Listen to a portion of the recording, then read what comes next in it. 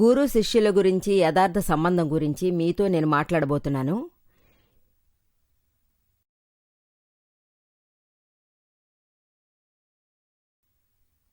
ఈ గురు శిష్యులు అనే మధ్యలో స్వతంత్రమైన స్వేచ్ఛ ఆరంభమైందంటే ఆ శిష్యునికి తారాస్థాయిలో నష్టం ఏర్పడడానికి ఛాన్స్ ఉంది. స్వతంత్రతత్వం అనేది ఒక రోగం. ఇది ఎంత దూరానికైనా మనల్ని లాక్కెళ్లగలుగుతుంది. ఇది జ్ఞానం, ధ్యానం, సర్వస్వాన్ని అణచిపారేస్తుంది. స్వతంత్రతత్వం ఆరంభమైందంటే లోపల బ్యాక్గ్రౌండ్లో ఏదైనా ఒక విషయంలో మనకు రాంగ్ బిలీవ్ ఏర్పడుతుంది. అంటే ఒక తప్పుడు దారి. ఇవన్నీ కారణాలు. ఎన్నోసార్లు ఆశ వల్ల ఒకరు స్వతంత్రంగా దిగిపోతారు. కొన్నిసార్లు విషయం ద్వారా నడుస్తుంది, పలుసార్లు మర్యాద కోసం జరుగుతుంది. ఇదే వాణ్ణి కిందికి తోసేస్తుంది. ఈ మర్యాద అనేది ఏంటంటే మనిషికి చాలా బావుంది, చాలా తీయగానూ ఉంది. ఎవరైనా మీకు మర్యాద ఇస్తే, రెస్పెక్ట్ ఇస్తే, ఉన్నత భావనతో ఉంటే ఎంత సంతోషంగా ఉంటుంది. లౌకికంలో ఎవరైనా మర్యాద ఇస్తే అంత సంతోషం. ఇదే ఆధ్యాత్మికంలో ఈ రెస్పెక్ట్ వచ్చిందంటే ఆ విషయమే వేరే అవుతుంది. దీని పద్ధతే వేరు. పూజ్య భావంతోనే చూస్తున్నారు. ఆధ్యాత్మికంలో లేక ధర్మంలో ఇప్పుడు కొంచెమైనా హెల్ప్ చేసినా లేక దారిని క్లియర్ చేసినా దాని ప్రత్యుపకారం చాలా పెద్ద విషయంగానే ఉంటుంది. అది మాత్రమే కాదు, ఇక్కడ పూజ్యభావనతోనే ఉంటుంది. తెలియకుండా ఎవరైనా ఏదైనా చెప్పేశారంటే మీరు నాకు పెద్ద ఉపకారం చేసి పెట్టారు, మీరు నా కష్టాలన్నీ పోగొట్టేశారు, నన్ను మీరు ఈవేళ ఎక్కడ్నుంచి ఎక్కడికి తీసుకొచ్చి నిలబెట్టారు, నన్ను జస్ట్ ఒక మాట వరుస కన్నా కూడా గురువుకి మర్యాద అంటున్నది ఖచ్చితంగా పోతుంది. ఈ మర్యాద బుర్రలోకి వెళ్ళిందంటే అది క్లోజ్. వెంటనే కింద పడిపోవడమే. కాని పాపం శిష్యుడు తన మనసులో ఉన్న ఒక భావనే వేరే ఏం చేయడానికి అవుతుంది. తనకు తన గురువు వల్ల ఏదైనా ఫలితం ఉంటుందని ఎదురుచూస్తాడు కదా. గురువుకి అతని ప్రొసీజర్ లేకుండా ఉండలేదు. అందువల్ల కొంచెమైనా నార్మల్గా లేదని చెప్తే గురువుకి అది నిజంగా ఒక బరువుగానే మారుతుంది. అతను చెప్పినట్టు శిష్యుడు నడుచుకోకుంటే అందువల్ల పెద్ద బాధింపు గురువుకి నిజంగా ఉంది.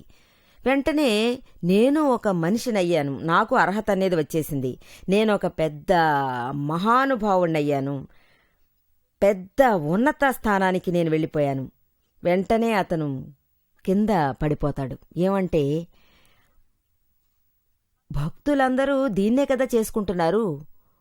వాళ్లకి సద్గురువులున్నారు, సాధువులున్నారు, ప్రసంగాలన్నీ నడిపిస్తూనే ఉన్నారు. ఆహా ఓహో అని పొగడ్తలతో ముంచేస్తున్నారు. గురువుగారి ప్రసంగంలో ప్రతి ఒక్క వాక్యాన్ని ఆహా ఓహో అని పొగుడుతూనే అలాగే ఉండిపోవాల్సిందే. వెంటనే గురువుకి లోపల ఏమవుతుందంటే నాలో ఏదో వచ్చింది అనుకుంటున్నాడు. ఇప్పుడు నాకు పవర్ వచ్చింది, అందరూ నన్ను చాలా అభినందిస్తున్నారు. ఈ విధంగా అహంకారం గురువులోనూ వచ్చేసిందంటే వెంటనే అన్ని నష్టాలు కలుగుతుంటాయి. అంత త్వరగా పొగడ్తలకు లొంగిపోవడమూ లేదు. ఎప్పుడూ మెలకువగా ఉండాలి అనుకుంటున్నారు. అందరికీ ఒక్కో రకంగా ఉండిపోతుంది. ప్రసంగాన్ని వినడానికి వేల సంఖ్యల్లో విచ్చేశారు. కానీ 5 మంది చాలా బావుంది, చాలా బావుందని చెప్తే మిగతా వాళ్ళు ఇలా కూడా చెప్పొచ్చు, అయ్యో బోరు కొడుతుందయ్యా, వాళ్ల ప్రసంగమే బోరు కొడుతుందంటారు. ఇది తల్లోకి ఎక్కుతుంది, యాస్ప్రో 1 తీసుకుంటేనే తగ్గుతుంది. ఈ విధంగా చేసేవాళ్లు ఉన్నారు. వాళ్లను మనం చూస్తున్నాం కదా. అదంతా మనం మిస్ చేసి వదిలేస్తాం. గురువు దాన్ని ఎగిరేలా చేస్తున్నాడు, ఆయన ఇగ్నోర్ చేస్తున్నాడు. సరే వాళ్లకు నచ్చుకుంటే పోనీ, ఉన్నత భావాలతో ఉన్న వాళ్ళకి ఈ అనవసర ఆలోచనలన్నీ అర్థం చేసుకోవడానికి కుదరదే. ఈ విధంగా అంతా చెప్పి ఇతరులను చాలా కించపరిచి ఆయన ఆహా ఈ మహాత్ముడు ఈ విధంగా తనకు తానే ప్రూవ్ చేసుకోవడం, ఇతరులను ఇరికించేస్తున్నాడు. ఇదే 5-6 మంది చెప్పేస్తే ఈ విధంగా ఉండడమూ జరుగుతుంది. అతనికి నచ్చిన వాళ్ళు ఆహా మహారాజా ఆహా ఓహో అని ఏ విధంగా మాట్లాడుతున్నారు, ఏ విధంగా చెప్తున్నారు. వెంటనే గురువు మహారాజా నేను ఎక్కడికో వెళ్ళిపోయాను అనుకున్నాడు. ఈ విధమైన అనుభవం ఒక రోజుకి 500 సార్లు నాకు జరుగుతుంటుంది. కానీ నేనెప్పుడూ మెలకుగానే ఉంటాను, చక్కగానూ తెలుసుకుంటాను. దాదాజీ నాకు జ్ఞానదీక్ష ఇచ్చారు. అందులో ఏం చెప్పబడుతుందంటే, అంటే మన నోటి నుంచి వచ్చే మాటలు ఉన్నాయి కదా, అది టేప్ రికార్డర్ నుంచి బయటికి రావడమే. ఈ స్పీడ్ ఆత్మ నుంచి రాలేదు. ఆత్మ ఏ రోజుల్లోనూ మాట్లాడిందే లేదు. మన నోటి నుంచి వచ్చే మాటలున్నాయే, అవి మాటలు వస్తున్నాయి కదా, ఇవన్నీ మెకానికల్ వస్తున్న విషయాలు. ఇవన్నీ ఆత్మ యొక్క పని ఏదీ లేదు. ఆత్మ యొక్క పని ఏదని చూశారంటే కేవలం ప్రశాంతంగా ఉండడమే. ఆత్మ ఏది చేయడం లేదు. దీని ప్రెషర్ వల్ల టేప్ రికార్డర్లో అయ్యే సర్వము మీకు బయటికి రావడం మొదలవుతుంది. దీన్నే కదా మనం అందరం వింటున్నాం. ఈ టేప్ రికార్డర్ నుంచి మీరు ఎలా వింటున్నారో అదేవిధంగానే నేను వింటున్నాను. ఇది వట్టి టేప్ రికార్డర్ అనే జ్ఞానం ఉంటే లోపల నుంచి మనం మాట్లాడుతున్నాం, బాగా మాట్లాడుతున్నాం, నేనే మాట్లాడాను, ఇది చెడ్డది మంచిది చేసే విషయాలన్నీ కొంచెం కూడా రాదు. టేప్ రికార్డర్లోంచి మంచిది వచ్చింది, టేప్ రికార్డర్ నుంచి చెడ్డది వచ్చింది. ఇందులో మనకు ఏ రకమైన సంబంధము లేదే. ఇది సిద్ధాంతమైన ఒక విషయం. ఇది సిద్ధాంతం గనుక బుద్ధిలో ఉండిపోతూ ఉంటే ఈ అహంకారం అనేది రాదు. ఈ సిద్ధాంతం గనుక జ్ఞాపకం లేదని చెప్తే అహంకారం నిజంగా తలెత్తుతుంది. దాంతో మనల్ని పాడుబావులోకి తీసుకెళ్లి తోసేస్తుంది. అందువల్లే ఇది చాలా అవసరం. అంటే ఆధ్యాత్మికలో గురువు పదవి కోసం మొదటి విషయాల నుంచి మనం ముక్తి పొందాలి. ఆ తర్వాతే లక్ష్మి నుంచి మనం విడిపోవాలి. అలాగే ఆఖర్లో ఈ మర్యాదల నుంచి ముక్తి పొందుతాం. ఈ విధంగా నాకు దాదాజీ లెసన్ తీస్తుండేవారు. Step by step, step by step, step by step, step by step తీస్తుండేవారు.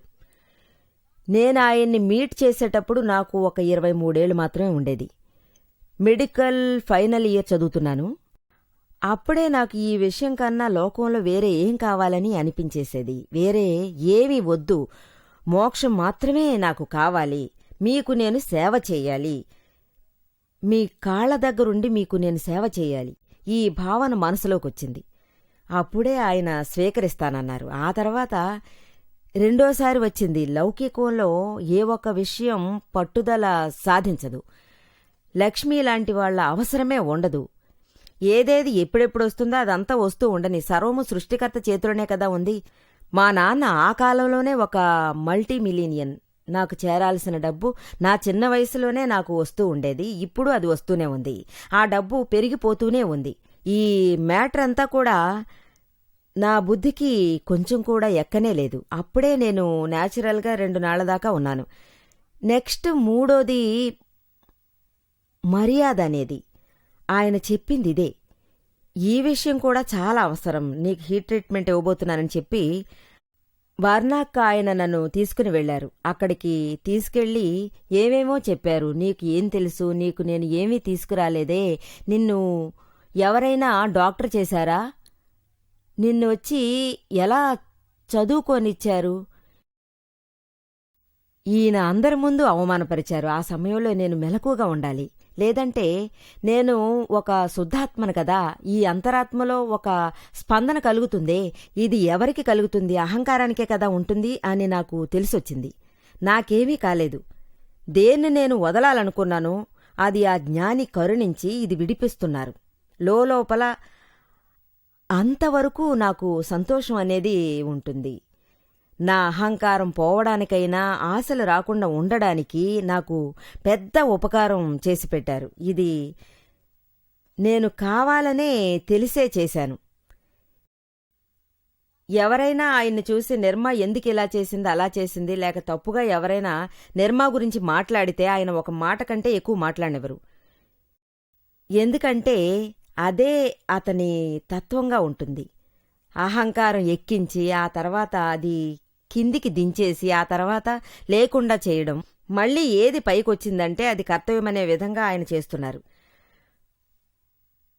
మర్యాద, ఈ అమర్యాదను మీరు భరించలేనంత వరకు మిమ్మల్ని ఈ మర్యాద వదిలేసి వెళ్ళనే వెళ్ళదు. ఈ మర్యాద మిమ్మల్ని ఎప్పుడూ డిస్టర్బ్ చేస్తుంటుంది. మర్యాదలు లేక మీ ప్రసంగాన్ని ఎవరైనా మీరు చాలా అందంగా ప్రసంగించారని మిమ్మల్ని ఆహా ఓహో అని అభినందించారనుకోండి, అప్పుడు మీరు చాలా అందంగా ఇదంతా చెప్తారు. మీరు చెప్పేదంతా నా జీవితంలో చాలా బాగా జరిగింది. దీనికోసం ఎవరైనా మీ దగ్గర చెప్పారంటే వెంటనే మనం వాళ్ళకి నిజంగా బానిసగా మారతామనేది తెలుసుకోండి.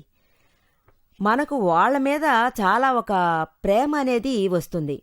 యాక్చువల్గా అతను మర్యాద కోసం లడ్డు తింటున్నాడు. అతను మన లడ్డు తినడం వల్ల మనం అతన్ని చాలా ఉన్నత భావనతో అనుకుంటాం. అలాగే ఎప్పుడు ఏమనిపిస్తుందంటే మనల్ని మనం చూడాలి, మన గురించి ఎప్పుడూ గొప్పగా మాట్లాడాలి అనుకుంటాం. కానీ ఇదే ఎవరైనా ఒక అవమానం కలిగించేస్తే మనం వాళ్లను చూసి తప్పించుకు పారిపోతాం. ఎందుకంటే ఈ అవమానాన్ని మనం సహించుకోలేం. ఇది ఆధ్యాత్మికంలో ఎక్కువ అవుతుంది. ఈ నష్టాలన్నీ ఏర్పడసాగుతాయి. నాకు అన్ని రకాలుగా బయటపడి తీరాలి. మర్యాద, స్వయం మర్యాద రెండూ ఓహో ఆహా అని మనకు కోరిక పెరిగేలా చేస్తుంది. అవమానం వారిని టచ్ చేయడమే లేదు. ఎవరిని అవమానిస్తుందో, సపోజ్ ఇప్పుడు నన్ను ఎవరైనా తిడుతున్నారు అనుకోండి, లేదా నువ్వు దేనికి పనికిరావని చెప్పారు అనుకోండి, నాకు ఎలా ఉంటుందనేది నేను ఊహించుకోవడం కూడా కుదరదు. తర్వాత మనం ఎందుకు మెలకువగా ఉండాలి? ఎవరిని అంటున్నారు? ఒక తీర్మానంగానే కదా. అది మాత్రం కాదు, ఒక పార్టీ మనల్ని గుర్తుపట్టడం కోసం ఇవ్వబడిన ఒక పేరే కదా. లేబుల్ అంటే సైన్, మనం దీని యజమాని. మనం ఒక శుద్ధ ఆత్మ, అలాగే కదా మనల్ని అందరూ అంటున్నారు. ఇంత విడిగా ఉంది అంటే కొంచెం కూడా అది మనల్ని టచ్ చేయనే చేయదు. ఈ జ్ఞానాన్ని ఎవరకు అప్లై చేసినా సరే వాళ్లకు నిజంగా ఫలితం అనేది దక్కి తీరుతుంది. అందువల్ల ఈ జ్ఞానం వల్ల, భేద జ్ఞానం వల్ల మనం వీటి నుంచి ముక్తి పొందగలుగుతాం. భేద జ్ఞానం అనేది చాలా అవసరం. ఈ మర్యాద, మోహం, లోభం సర్వము ఒకటైపోతాయి, కిందికి తోసేస్తాయి. ముక్తుడిగా ఉండడం వల్ల, విడిగా ఉండడం వల్ల ఈ అహంకారం, మర్యాదలు సర్వము మనల్ని వదిలేసి వెళ్తాయి. అందువల్ల వీళ్ళు ఏం చేస్తారంటే జ్ఞానం దక్కలేదు అంటూ చెబితే మొదట వాళ్ల గురువు ఈ మర్యాద నుంచి దూరమై ఉన్నాడు. చాలా చాలా దూరంగా ఉంటున్నాడు. అంటే హిమాలయాలకు, అడవి ప్రాంతాలకు వెళుతున్నారు, ఒంటరిగానే ఉండిపోతున్నారు. తమ సాధనలు వాళ్లు సాధిస్తూనే ఉన్నారు. ఎవరి విషయాల్లోనూ వచ్చి జోక్యం చేసుకోవట్లేదు. ఎప్పుడు ఈ మర్యాద నుంచి వాళ్లు ముక్తి పొందగలుగుతున్నారో అప్పుడు వాళ్ళు జనం అనే బంధంలోకి వస్తారు. ఆ పైన ప్రజలకి తమ ఉపదేశాలు ఇస్తుంటారు. ఎవరు ఈ ఆధ్యాత్మిక విషయాల్లో ప్రాప్తం పొందుతారో, ఒకసారి వాళ్లు తయారవుతున్నారో, వాళ్లు తెలుసుకున్నది మీరు నిజంగా తెలుసుకోవాలి అని వాళ్ళు అనుకుంటున్నారు. నాకు ఏది దక్కుతుందో నిజంగా వారికి దక్కుతుంది. ఇలా చాలా అవసరం. ఈ చెడ్డవి సర్వం పూర్తయిపోయాక ఇతరులకు ఉపదేశం చేయగలం. దాదాజీ ఎప్పుడూ చెబుతూ ఉంటారు, నువ్వు చాలా మర్యాదను మరీ ఎదురు చూస్తున్నావు. అంతటి మర్యాదను నేను ఎదురు చూస్తూనే ఉంటాను. ఎవరు ఆయన్ని సాధారణ పేరుతో, ఆయన పేరు అంబర్పాల్, అందరూ ఆయన్ని అంబర్పాల్ భాయ్ అని పిలుస్తారు. ఎవరైనా తప్పుగానో లేక ఎవరు ఆయన అసలు పేరుతో, ఆయన పేరు అంబర్లాల్, అందరూ ఆయన్ని అంబర్లాల్ భాయ్ అనే పిలుస్తారు. ఎవరైనా తప్పుగానో లేక అవసరంతో ఆయన్ని అలా పిలిచారు అంటే, ఊరికే పిలిచారంటే గురువుకి చాలా అవమానమైపోతుంది. రాత్రంతా ఆయనకి నిద్ర పట్టదు, చాలా టెన్షన్గా ఉంటారు. ఇలా నన్ను పేరు పెట్టి పిలిచారు, అతనికి ఏమైంది, నన్ను ఎందుకు అలా అవమానపరచాలి, నేను చేసిన తప్పేంటి, ఇలాంటి భావన మాత్రం ఆయనకి రాత్రి మొత్తం ఉండిపోతుంది. అలాగే ఆయన పడుకోవడమే లేదు. ఈ మర్యాదను ఆయన వల్ల సహించడమే కుదరదు. అందువల్ల ఆయన చెప్పేది ఏంటంటే, ఈ సర్వజ్ఞాన బాధలకి మెయిన్ కారణం ఈ మర్యాదే. అందువల్ల అతను ఈ మర్యాదలన్నీ తీసుకుని వెళ్లి నదిలో పారేశారు. ఇది అవసరమే లేదు, ఇది నాకు నష్టాన్నే కలిగిస్తోంది. అప్పట్నుంచి ఆయనకి మనశ్శాంతి లభ్యమైంది. అలాగే ఆత్మవైపు మంచి అభివృద్ధి సాధ్యమైంది. 1958లో అతను సూరత్ స్టేషన్లో కూర్చునున్నారు. అప్పుడు ఆయనకి సడన్గా ఒక జ్ఞానం కలగడం మొదలైంది. ఆత్మజ్ఞానం తర్వాత ఈ అహంకారం, మాయ, ఆశ, మోహం, లోభం ఇవన్నీ అతన్ని వదిలేసి పూర్తిగా మాయమయ్యాయనే చెప్పాలి. ఆ తర్వాత ఏ ప్రాబ్లమూ ఆయనకి ఎదురు కాలేదు. జీవితంలో అన్నీ మారిపోయాయి. ఎవరు ఆయన్ని ఏమన్నా తిట్టినా సరే అతని దగ్గర ఏ ఒక బాధింపు లేకుండా ఉండేది. ఇంకా చెప్పాలంటే ఆయన దీని నుంచి బయటపడాలని ఎన్నో ప్రయత్నాలు కూడా చేస్తుండేవారు. ఆయన చిన్న వయసులో ఆయన అందరి ఫ్రెండ్స్కి చెప్పేవారు, దారిలో ఎందరో చుట్టుకున్నప్పుడు మధ్యలో మీరు నన్ను వచ్చి కొట్టారంటే, నన్ను అవమానపరిచినా లేక తిట్టినా నేను మీకు 500 రూపాయలు ఇస్తానన్నారు.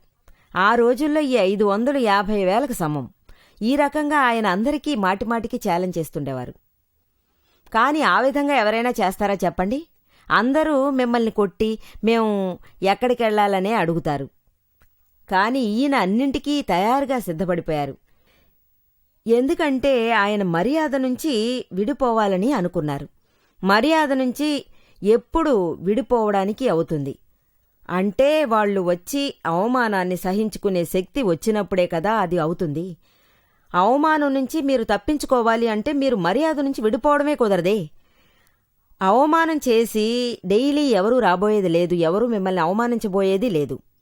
వచ్చే అన్నింట్లోనూ మీరు నడి మధ్యలో పెట్టి చూశారని చెప్తే, ఎవరైనా మిమ్మల్ని అవమానపరిస్తే అప్పుడు మీరు ఆహా ఇతను నా మర్యాదను చెడగొట్టేందుకు వచ్చాడు, పుణ్యాత్ముడు అనుకుని దాన్నుంచి బయటపడ్డానికి చూడాలి. ఎవరు మనల్ని అవమానపరుస్తారో వాళ్ళు మనకంటూ గొప్ప ఉపకారం చేసేవాళ్లు. అది సరైన దృష్టితో చూడసాగితే మిమ్మల్ని అవమానపరిచేవాళ్లు చాలా దగ్గరైపోతారు. దాంతో మర్యాద ఇచ్చేవాళ్లు మీకు నిజంగా పగ పట్టేవాడవుతాడు. అప్పుడు మీరు ఏం తెలుసుకోవాలంటే, ఈ మర్యాదను మనం వదిలించుకోవడం సాధ్యమనేది తెలుసుకోవాలి. నాకు దాదాజీ ముందే నేర్పించారు, ఇలా చూడు నిర్మా, నీకు ఎవరైనా చాలా మర్యాద ఇచ్చారంటే, ఎక్సెస్ మర్యాద ఇవ్వడానికొచ్చారు అంటే అవుట్ ఆఫ్ వే, వెంటనే వాళ్లే మీ తొలి శత్రువని తెలుసుకోండి. సాధారణంగా ఎవరైనా చెప్తే సరే పర్వాలేదు, సాధారణంగాని వదిలేయచ్చు. కానీ అవుట్ ఆఫ్ ద వే పోయి ఏదైనా ఒక కార్యం కావడం కోసం ఈ రకంగా మాట్లాడారు అనుకోండి, ఊరికే వాళ్ళు సోపు వేసి కార్యాన్ని సాధించుకున్నట్టయితే వీళ్లు మనల్ని తలక్రిందులుగా తోసేయాలని చూస్తున్నారు అని మీరు తెలుసుకోండి. మనల్ని చెప్పకూడని నష్టానికి గురి చేసేస్తారు, మనల్ని తలక్రిందులుగా తోసేస్తారు. ఈ విధంగా ఎవరైనా వచ్చారంటే వాళ్ళందరూ నిజంగా చేంజ్ కాకూడదు. దాదాజీ చాలా స్ట్రాంగ్గానే అది నాకు చెప్పారు. వాళ్లను విరోధి అని అంటారు, అర్థమైందా? ఇదే విధంగా పెద్ద ఫ్రెండ్స్, విరోధి ఆధ్యాత్మికంలో పెద్దవాళ్ళో లేక మన ఫ్రెండో ఎవరైనా ఉన్నారంటే వాళ్ళు లోపల నుంచి నిజంగా ఎవరో మిమ్మల్ని ఇలా తిడుతున్నారు అని తెలిసిందంటే అందువల్ల వేళ్ల నుంచి తప్పుకునే మనం తీరాలి. వాళ్ళిచ్చే మర్యాద నుంచి ఎన్నడూ మనం తప్పుకునే ఉండాలి. వాళ్లను మనం అవాయిడ్ చేసి తీరాలి. అప్పుడే మీరు ఇందులోంచి కాపాడబడతారు. లేదంటే ఈ మర్యాద మిమ్మల్ని అలాగే ముంచిపారేస్తుంది. మహాన్ శ్రీమద్ రామచంద్రులు దీన్నే కదా మీకు చెప్పదలుచుకున్నారు. ఈ మర్యాద మాత్రం లేదని చెప్తే ఇక్కడే మనకు మోక్షమనేది నిజంగా దొరికి తీరుతుంది. అందువల్లే ఈ మర్యాద అనేది మోక్షం గురించి ఒకరు ఎంత కారణమైనా చెప్పొచ్చు, చాలా గొప్ప అడ్డుపడే విషయమని చెప్పొచ్చు. అప్పుడు ఈ మర్యాద ఎటొచ్చి నించుంటుంది, అప్పుడు లోపల పూర్తిగా చీకటి వచ్చి కమ్ముకుంటుంది. జ్ఞానానికే ఒక అవమానమనేది రావడం మొదలవుతుంది. వీడు బందీ అయ్యాడు, అంతలో అది యథార్థంగా కొంచెం కూడా లేకుండా పోతుంది. ఈ మర్యాద మాత్రం మీరు చూడకండి, దొరికిపోకండి. అవమానపరచాలంటే దాన్ని ప్రేమగా మీరు స్వీకరించండి, కూర్చుని దాన్ని మీరు స్వీకరించండి. ఈ ఆత్మ మర్యాద ఇచ్చేవారు కదా, ఈ మెలకువతోనే వాళ్ళు ఇవ్వాల్సి వస్తుంది. అంటే మీరు మెలకువతో ఉండాల్సి ఉంది. ఇప్పుడు ఈ శిష్యుడు ఒకడికి సాధువు లేక ఒక గురువు ఉన్నారనుకోండి, పడ్డానికి చాలా ఛాన్సులున్నాయి. అంటే సామాన్య గృహస్థునికి కూడా అంతవరకు ఛాన్స్ లేదు. కాని సాధువులు, గురువు, సద్గురువులకు నిజంగా సత్పురుషులు జ్ఞానులకు పడ్డానికి ఛాన్సెస్ చాలా ఉన్నాయి. ఎందుకంటే వారికి మర్యాద ఇచ్చేవాళ్లే చాలా ఎక్కువగా ఉన్నారు. అంటే ఎక్కడైనా ఎప్పుడైనా అహంకారం నిజంగా వాళ్లకు దక్కుతుంది. దీనికి ప్రసంగమే తప్పని అంటున్నారు. అహంకారం ఎక్కువే అవుతుంది. ఈ మేలుకొలుపు ఉన్నవాళ్లు లేదని అంటే అదే అరెరే నా అహంకారం ఎక్కువయింది. అప్పుడు మీ స్థితి చెడిపోతుంది. మీ ముందున్న శిష్యుని పరిస్థితి నిజంగా చెడిపోతుంది. అప్పుడు నింద గురువు మీదే కదా పడుతుంది. శిష్యుడు అలా ఏం చేసినా వాడికి కట్టుబాట్లు విధించారని అంటే బాధ్యత గురువుగారిదే. ఆ శిష్యుని గనుక తప్పుడు దారిలో తీసుకుని వెళ్తే అతని ప్రభావం నిజంగా అతన్ని నరకానికే తీసుకెళ్తుంది. ఇదే మీకు నిజంగా తెలిసొస్తుంది. ఇదేమీ సాధారణ విషయమే కాదు. ఇంకా చెప్పాలంటే మీరు దాదాజీకి అతని సొంత పేరును కూడా చాలామంది సొంతం అనేస్తున్నారు. ఎప్పుడూ చెప్తూ ఉంటారు. నా స్పీచ్లో టేప్ రికార్డరే, నేను దీని యజమాని కాదు. యజమాని లేనందువల్ల దీని మాట చాలా ఈజీగా నాన్ స్టాప్గా ఉండిపోతుంది. ఎన్నోసార్లు ఏమైందంటే 3 hours కూడా సమావేశాల్లో ఒక్క మాట కూడా నేను మాట్లాడింది లేదు. అప్పుడు భజనే నేను చేస్తుండేదాన్ని, ఊరికే కూర్చునుండేదాన్ని. ఈ స్థాయి వరకే అందరికీ అది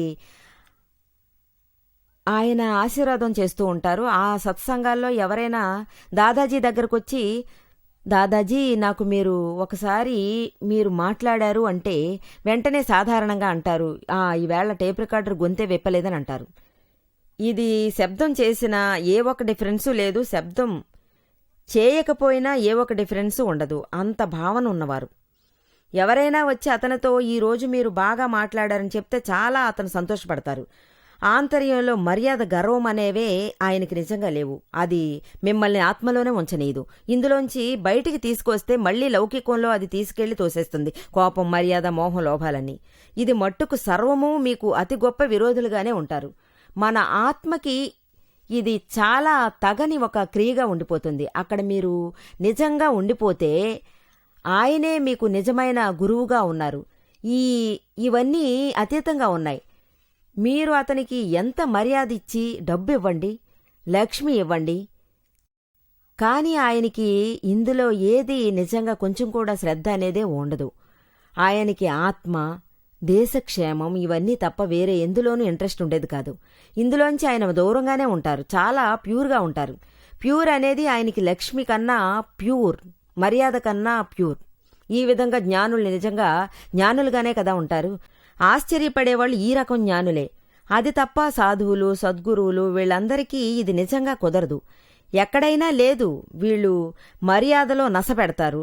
ఆశ, మోహాల్లో కూడా వీళ్ళు ఇరుక్కుంటారు. కానీ జ్ఞానులు చాలా ఆత్మల్లో గురు శిష్యులతోనే ఉంటారు.